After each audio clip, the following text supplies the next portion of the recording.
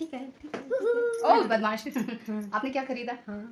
हाथी। जिसने हाथी खरीद लिया उसने सब कुछ खरीद लिया। हम लोगों ने माँ लक्ष्मी का वाहन ही खरीद लिया। अब वो कहाँ जाएंगी? ठीक है ठीक है ठीक से उल्लू। नहीं नहीं नहीं नहीं बड़ा उसे छोटा उसे उल्लू, छोटा उसे उत्कर्ष पाठक। नहीं नहीं नहीं तो हम लोगों ने जो है माँ लक्ष्मी का वाहन हाथी खरीदा है। उल्लू हमारे घर में पहले से था। नहीं नहीं नहीं नहीं नहीं माँ लक्ष्मी हमारे घर में पहले से थी, सिर्फ एक हाथी नहीं था। ठीक है। Hello everyone, welcome to my channel. दोस्तों, मेरे चैनल में आप सभी का स्वागत है और जो न्यू सब्सक्राइबर हैं उनका हार्दिक अभिनंदन है। दोस्तों, कैसे हैं आप सब?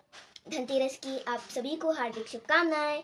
2-3 दिन में दीपावली भी आ रही, तो उसकी भी हार्दिक शुभकामनाएं। हो गया। Hello everyone, welcome to my channel. दोस्तों, मेरे चैनल में आप सभी का स्वागत है और जो न्यू सब्सक्राइबर है उनका हार्दिक अभिनंदन है। दोस्तों, कैसे हैं आप सब? मैं अंकिता जबलपुर से कर रही हूँ आप सबका स्वागत। आप सभी को धनतेरस की ढेर सारी शुभकामनाएं। और जैसा कि उत्कर्ष ने कहा, तो 3 दिन बाद दीपावली आ रही है। हाँ भाई, आ रही है, परसों ही तो है दीपावली। और आज से जो है छुट्टियाँ शुरू हो गई हैं बच्चों की। उत्कर्ष के पापा की तो आज से ही शुरू हुई है, तो हमारा त्यौहार तो आज से ही शुरू हो रहा है। और बस बहुत अच्छा लगा, बहुत अच्छी वाइब आ रही है सुबह से। जो है मैंने सोचा है कि इस दीपावली ज़्यादा कुछ तो हम लोग वैसे भी नहीं कर सकते, तो क्यों ना थोड़ा सा इसको मेमोरेबल बनाने के लिए मैंने एक ड्रेस कोड बनाया कि मैं ये पूरे 5 दिन जो होते हैं फेस्टिवल के, इसमें साड़ी वेयर करूँगी। मेरे लिए थोड़ा सा रिस्की है क्योंकि मैं साड़ी में कंफर्टेबल नहीं होती हूँ, लेकिन फिर भी मैं कोशिश करूँगी पूरा का पूरा कि मैं साड़ी में ही अपना सारे पूजा पाठ करूँ, सारा सब कुछ करूँ और अच्छे से घर की चीज़ों को मेमोरेबल बनाऊंगी। जैसा भी है, जो भी है, इसे ही यादगार बनाना है। सो शुरुआत हो गई है धनतेरस की। मैंने सुबह मॉर्निंग की पूजा तो कर ली है और जो छोटू सा हाथी खरीदा है वो भी क्लिपिंग में डाल दिया है। साथ में अब शाम के टाइम में पूजा होगी, जिसका शुभ मुहूर्त जो है 6:30 से 8:30 के बीच में है। तो उस टाइम पे मैं विशेषतर जो है कुबेर जी की पूजा करूंगी और माँ लक्ष्मी की पूजा करूंगी। तो मैंने जो भी इससे पहले व्लॉग डाला है, जिसमें मैंने आप लोगों को कुछ चीज़ें बताई हैं जो मैं हर साल बताती हूँ अपने प्यारे प्यारे सब्सक्राइबर को, प्यारे प्यारे यूट्यूब फैमिली को। और बहुत सारे लोग तो इसको एकदम रूटीन में ले चुके हैं कि अंकिता का ऐसा कोई व्लॉग तो आएगा। लेकिन कुछ नए लोग होते हैं, उनके बहुत सारे क्रॉस क्वेश्चंस होते हैं और कुछ लोग ज़बरदस्ती की मेरी टांग खिंचाई के लिए आते हैं। तो मैं क्या ही कर सकती हूँ। खैर, मैं भी इंजॉय करती हूँ इस तरह के क्वेश्चंस को। तो भाई टच वुड कि मैं कुछ ऐसा अलग सा बिरला सा आप लोगों को कुछ नहीं बताती हूँ, थैंक गॉड। क्योंकि मैं जो बताती हूँ वो पारंपरिक जो चला आ रहा है ना, वो बताती हूँ। अच्छा, अब आप लोगों को कई लोग जो है ना बड़े वो कंफ्यूज हो रहे थे कि शायद मेरे हस्बैंड जो है ज्योतिष के उसमें है, इस वजह से शायद मुझे इतनी नॉलेज है। तो मैं उनको बता दूं कि वो तो अपना एक अलग मुद्दा है, अलग लेवल है। बट मैं मेरे मायके से जो पुरोहित होते हैं ना, मैं उनके कुल खानदान की बेटी हूँ। हमारे घर में बहुत बड़ा सा लक्ष्मी नारायण का मंदिर है और विधिवत वहाँ पे उस मंदिर में लोग आते हैं, दर्शन करते हैं। बहुत बड़ा भव्य मंदिर है। तो हम लोग उसके संरक्षक टाइप जो होते हैं ना, वो थे। बाद में फिर मेरे दादाजी वगैरह अध्यापक बन गए, पढ़ाई लिखाई कर ली। लेकिन पहले जो पंडित होते थे, जो पूजा पाठ करते थे, जो पुरोहित होते थे, कथावाचक होते थे, हम उनके मतलब वंशज हैं, मैं खासकर। तो मुझे ये सारी चीज़ें वहाँ से आती हैं और शायद कहीं ना कहीं मेरे ब्लड में है कि मैं किसी भी चीज़ को ना डिटेल में जानने के लिए बड़ी उत्सुक रहती हूँ कि ऐसा करते हैं तो क्यों करते हैं, ऐसा करते हैं तो क्यों करते हैं। तो आप लोगों को मुफ्त में ज्ञान बांटना मेरा उद्देश्य नहीं है, या मेरी वीडियो वायरल हो जाएगी इस उद्देश्य से मैं नहीं बांटती हूँ। मैं जेन्युइन ही चीज़ों को बताती हूँ और जो चीज़ें मैंने करते देखा है लोगों को। पहले तो देखो, हमारे घर में मम्मी पापा, मेरे घर में सास ससुर, ये लोग करते थे। अब मुझे करने की बारी आ रही है, तो भी मैं एक एक चीज़ पूछती हूँ कि ये क्यों रखा जाता है, ये क्यों किया जाता है। मुझे धनिया जो होता है ना, जो साबुत धनिया चढ़ाने की मैंने बात की, पोटली में रखने की बात की, लक्ष्मी माँ को अर्पित करने की बात की, उसको लेके मुझे बड़ा लगता था कि यार साल भर में तो इसमें घुन लग जाते हैं, इसको रखने का क्या मतलब है। तो उससे रखने के पीछे का जब तक मैंने कारण नहीं जान लिया, तब तक मैं सेटिस्फाइड नहीं हुई हूँ। देखो, साबुत हल्दी, साबुत सुपारी, लौंग, इलायची, कौड़ी, गुमती चक्र और वो गुंजा और वो छोटे छोटे से रत्ती, यहाँ पे रत्ती बोलते हैं, लाल लाल बीज होते हैं, व्हाइट कलर के बीज होते हैं, उनको मैं जानती थी कि पूजा पाठ में, विशेष पूजा पाठ में चढ़ाया जाता है। चांदी के कॉइन के बारे में मैं जानती थी, लेकिन मेरे मन में ना धनिया को लेके और वो पीली सरसों को लेके बड़े सवाल थे कि इनको क्यों, कोई लोग गुड़ भी चढ़ा रहे होते हैं, क्यों चढ़ा रहे होते हैं। तो वो भी जब मेरा क्लियर हो गया कि भाई धनिया इसलिए चढ़ाया जाता है क्योंकि हमारी बरकत धनिये के समान हो। धनिये में, एक साबुत धनिया को अगर आप आधा करके भी मिट्टी में दबा दोगे ना, तो भी वो फूल जाएगा, फल जाएगा। तो उसमें इतनी पावर होती है। तो उस वो एक प्रतीक होता है हमारी प्रॉस्पेरिटी का, कि हम भी इसके ही तरह दुगने चौगने फले फूले, वो बोलते हैं ना दिन दूने रात चौगने, तो वो धनिया उस चीज़ का प्रतीक है।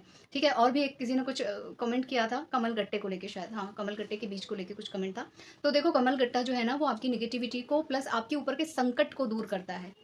लक्ष्मी मैया का प्रिय होता है। तो जो चीज़ें इजीली मिल जाती हैं, मैंने तो अब वीडियो बनाया है ना, लेकिन ये तो हर दीपावली पे आपको चीज़ें मिलती हैं। और भी बहुत सारी ऐसी चीज़ें हैं जो हम लोग बचपन में करते थे। दीपावली से पहले, धनतेरस से पहले हमारे यहाँ जो शॉपिंग होती थी, जिसमें पटाखे आते थे, दिए आते थे और साथ में हम बच्चों के लिए एक-एक गुल्लक ज़रूर आती थी। तो वो अब आजकल ये गुल्लक-वुल्लक का चलन शायद खत्म हो गया है। मुझे नहीं लगता कि किसी भी बच्चे के पेरेंट्स उसको गुल्लक ला के देते हों, लेकिन हम लोगों को वो गुल्लक एक-एक दी जाती थी। हम जितने भाई-बहन होते थे, हमारी इंडिविजुअल गुल्लक होती थी और साल भर हमें जो पैसे मिलते थे, हमें एक तो सिक्के मिलते थे। मुझे तो ज़्यादा मिलते थे क्योंकि मैं कन्या थी तो 2-2 नवरात्रि मुझे जो है खाने को जाना पड़ता था। नवरात्रि में जो भोज होते हैं, कन्या भोज, उसमें मुझे अच्छी कमाई हो जाती थी, तो मेरी गुल्लक में ज़्यादा पैसे होते थे। तो या मेरे भाई लोग जो है वो क्योंकि बहुत अच्छा उच्चारण करते थे श्लोक वगैरह का, तो कोई भी अगर बड़े आते थे पुरोहित वगैरह और जब उनके सामने ये लोग अपना उच्चारण करते थे या पाठ करते थे तो वो बड़े खुश होते थे और वो आशीर्वाद के रूप में पैसे ही देके जाते थे। तो हम लोगों की गुल्लक तो भाई ऐसे भरती थी। तो कहीं ना कहीं ये गुल्लक को हम लोगों ने मिस कर दिया है आज की डेट में। मैंने शायद उत्कर्ष के लिए मंगाई थी जब ये बॉर्न हुआ था उस टाइम पे। उसके बाद मैं भी खुद धीरे धीरे भूल गई। फिर वो प्लास्टिक की गुल्लक आ गई, स्टील की बच्चों की, वो लोहे वाली खेलने वाली आ गई जिसमें ताला चाबी होता है, तो मेरे दिमाग से ही उतर गया। सडनली आज मैंने एक शॉप पे गुल्लक देखी और मुझे एकदम से ध्यान आया कि दीपावली में ये एक चीज़ ज़रूर लाई जाती थी, है ना? और कई लोग इसे एक टोटके के तरीके से भी लेते हैं। फिर मैं ऐसी बात बताऊंगी तो आप लोगों के मन में सवाल आएगा, कोई बात नहीं, आने दीजिए सवाल को। अब मैं बताती हूँ कि जिन लोगों के घर में अक्सर परेशानियां होती हैं, बहुत ज़्यादा वो लोग ना बेचैन हो जाते हैं, खूब मेहनत करते हैं लेकिन उतनी उनको सफलता नहीं मिलती, तो उस टाइम पे क्या करते हैं कि दीपावली के दिन एक गुल्लक ले आते हैं और उस दिन से लगातार 40-41 दिन तक एक कॉइन, घर का हर सदस्य भी डाल सकता है, कोई एक सदस्य भी डाल सकता है और घर के बाकी सदस्य भी डाल सकते हैं। तो 40-41 दिन तक उसमें कॉइन डालना है। उसके बाद उसको किसी भी शिवालय में जाके अर्पित करके आ जाना है। एक का कॉइन हो सकता है, जरूरी नहीं कि आप 10-10 के नोट डालें, एक का सिक्का, 2-2 का सिक्का, जैसा भी हो। और हर दिन डालें जरूरी नहीं, लेकिन 40-41 दिन तक आप जब डाल सकें, लोग जितना डाल सके बस उतना, ठीक है? वो आपके ऊपर डिपेंड करता है कि आप कितना उसमें डाल सकते हैं। और बहुत ज्यादा बंधन नहीं है, बहुत ज्यादा कंपल्शन नहीं है, लेकिन 41वें दिन उसको अपने घर से बाहर किसी शिवालय में अर्पित करके आना है। तो ये कुछ ग्रहों के शांति के लिए ये उपाय किया जाता है, खासकर राहु के लिए ये जरूर से किया जाता है। तो ये तो बहुत पहले से ये सारी चीज़ें चली आ रही हैं। मैं बस एक रिमाइंडर का काम कर देती हूँ, वो भी जब मुझे याद आ जाता है तब मैं आप लोगों के साथ इस चीज़ को शेयर कर देती हूँ। बाकी चीज़ें तो बहुत सारी होती हैं। और दीपावली के आसपास ही आप लोग देखते हैं ना कि लोग बही खाता अपना जो है वो बंद करते हैं, नई शुरुआत करते हैं, है ना? जो भी उनकी इनकम होती है उसका एक लेखा जोखा होता है। तो बहुत सारी चीज़ें जो हैं वो बहुत पहले से चली आ रही हैं। मैं तो बस जैसे मुझे चीज़ें याद आ जाती हैं, जैसे जैसे मैं करती हूँ वैसे वैसे अपने ब्लॉग में आप लोगों के साथ में शेयर करती जाती हूँ। लेकिन अगर कोई इस तरह का क्वेश्चन भी पूछता है तो मुझे अच्छा लगता है कि मैं एबल हूँ कि आप लोगों को ये चीज़ मैं बता पा रही हूँ। मुझे है नॉलेज तो मैं बता पा रही हूँ, लेकिन मुझे अच्छा लगता है शेयर करने के लिए। और भी कुछ मुझे नया पता चलता है तो जब तक मैं उसकी तह तक नहीं पहुँच जाती ना कि ये क्यों किया जाता है, तब तक मैं खुद भी नहीं शेयर करती हूँ और खुद शुरू भी नहीं करती हूँ। लेकिन हाँ, कभी कभी कुछ नई नई चीज़ें ट्राई करने में मुझे अच्छा लगता है। और मैंने एक चीज़ नोटिस की है, चाहे जो भी हो, हम जो हिंदुस्तानी है ना, हम लोगों की बहुत पहले से परंपरा रही है कि हम लोग पहले जो है अपनी परंपराओं को बहुत अच्छे से निभाते हैं। फिर हमारा जो है वेस्टर्न कल्चर की तरफ हम लोग झुक जाते हैं कि अरे ये फालतू का है, ये फालतू का है, ये दकियानूस है, ये ऐसा। और फिर वहाँ से फिर से वापस से वाइब लौट के आती है हमारे अपने कल्चर की, तो हम उसे बिल्कुल दिल खुश होकर अपना लेते हैं। जैसे हमारे बचपन में तो हम लोग फटे कपड़े नहीं पहनते थे भाई, ग्रह खराब होते हैं, ग्रह खराब होते हैं। मैंने तो यही सुना था, फटा कपड़ा नहीं पहनते, या तो आप उसे सिल लीजिए या आप चेंज कर दीजिए। लेकिन अब तो फैशन है, यहाँ से कंधे फटे हुए हैं, घुटने फटे हुए हैं, पैंट के पैंट कई जगह से कटा हुआ है, छित्र छित्र टाइप का है, तो वो फैशन है। लेकिन अगर किसी ने बताया, वही जो लोग पहन रहे हैं वो कल को परेशान होने लग जाएंगे, उन लोगों की उन्नति रुक जाएगी। और किसी पंडित ने या किसी ने उनको बता दिया कि ये बंद करो, ये चीज मत पहनो, ये चीज घर से बाहर करो, वो फटाफट उस कल्चर को छोड़ देंगे। क्यों? क्योंकि वो परेशान हो गए उससे। तो मैंने ये चीज देखी है। बहुत सारे लोग बोलते हैं कि आज झाड़ू खरीदना चाहिए, आज ये करना चाहिए, आज वो करना चाहिए। वो तो भाई सबकी अपनी अपनी इंडिविजुअल मान्यता है। हम लोग धनतेरस पे झाड़ू नहीं खरीदते। मैंने कभी भी आप लोगों को अपने वीडियो में झाड़ू खरीदने को नहीं बताया है। रीजन कि झाड़ू माँ लक्ष्मी का प्रतीक नहीं है। झाड़ू माँ लक्ष्मी को बुलाने का, एक नेगेटिविटी भगाने का साधन है। जब हम अपने घर से साफ सफाई करते हैं तब कहीं जाके माँ लक्ष्मी जी हमारे घर में आती हैं। तो झाड़ू जो है वो नेगेटिविटी को भगाने का एक कारक है, एक साधन है। तो मैं उसको अगरबत्ती नहीं दिखाऊंगी, है ना? तो बहुत सारी चीजें हैं, लोगों की मान्यता है, उसको तो मैं नहीं नकार सकती। अगर कोई कह रहा है कि नहीं झाड़ू लाना चाहिए, बिल्कुल लेके आओ भाई, आप मानते हो आप लेकर आओ। तो तरह तरह की चीजें ना बदल जाती हैं। लोग अपने उसके पीछे तर्क वितर्क बहुत सारे देते हैं। मेरे अपने तर्क होते हैं, मेरा खुद का एक्सपीरियंस होता है, लेकिन फिर भी मुझे पांडित्य हासिल नहीं हुआ है। मैंने भी किसी न किसी से चीजें पूछी हैं, पता की हैं, अगर उन्होंने मुझे बताया है, मैंने उसको करके देखा है, चीजें ठीक ठाक रही हैं तो मैंने उसे शेयर भी कर दिया है। चीजें गड़बड़ होने लग जाएंगी तो मैं खुद उससे पहले ऐसे किनारे कर दूंगी, ना बाबा मुझे ये चीज नहीं करनी है। सुख शांति सबको प्रिय होती है ना?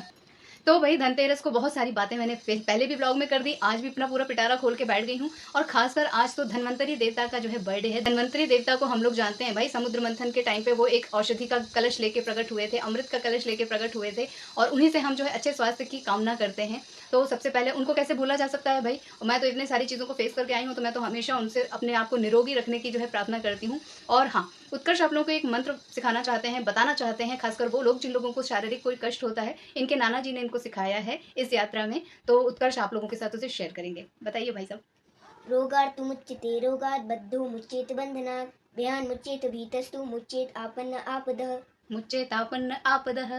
अच्छा, ये जो मंत्र है ये रोग के लिए है। आप लोगों ने देखा रोग से इसकी शुरुआत हुई है, लेकिन ये विष्णु सहस्त्र नाम की एक लाइन है। तो उत्कर्ष को उसके नाना जी ने बोला है कि बेटा एवरीडे इसे आप जितना कर सकते हो आप करो।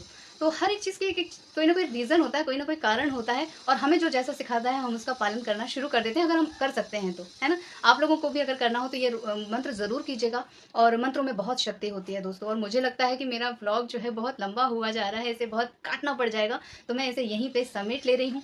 आप लोगों से ले लेती हूँ विदा, मिलूंगी अपने नेक्स्ट वीडियो में। लेकिन जाने से पहले रिक्वेस्ट करूँगी कि अगर आप लोग मेरे चैनल पे नए हैं तो प्लीज़ मेरे चैनल को सब्सक्राइब कीजिएगा, वीडियोस को लाइक कीजिएगा, और अपनी फैमिली और फ्रेंड्स के साथ इसे शेयर कीजिएगा। इसी तरह अपना प्यार और आशीर्वाद मुझ पे बनाए रखिएगा। अपना ख्याल रखिएगा। Bye bye. Bye bye and thank you for watching.